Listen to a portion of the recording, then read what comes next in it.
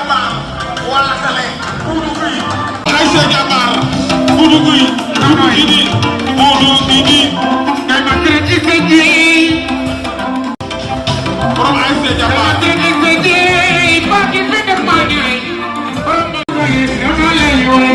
borom Aïssa Jambar ak la Tale Modou Gueye gisuma wala mer baa ngi nii pour dem sama diggante ko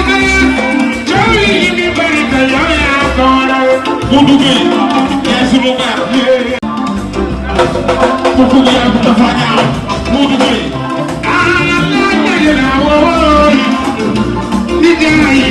Aïssa Jambar ak la Tale Modou Gueye dafa ngi nii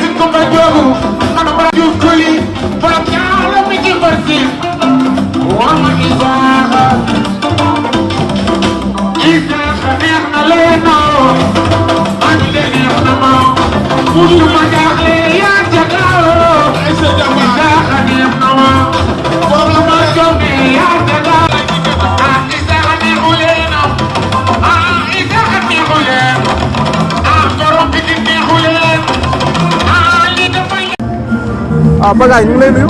maa ngi lay fay. Démb réew mi moo fi déplacé woon ñëw fi tey ci bés bi.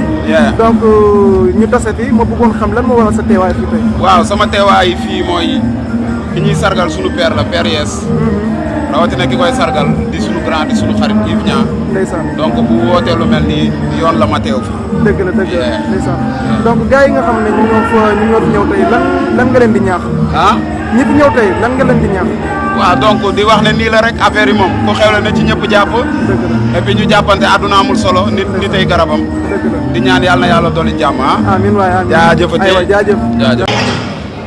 teew na ngay nit ku yees da ngay waxanteeg moom loo xam ni yéen ñaan ak yàlla. tool di nekk sa jarbaat nekk yow président Macky Sall force tranquille laa ngi jëf lu rëy wax tuuti waaye moom dafay dugg baax Amadou Dia Fatim Seye Ndodi Dia Fatim Seye Fatim Seye Anta Bodo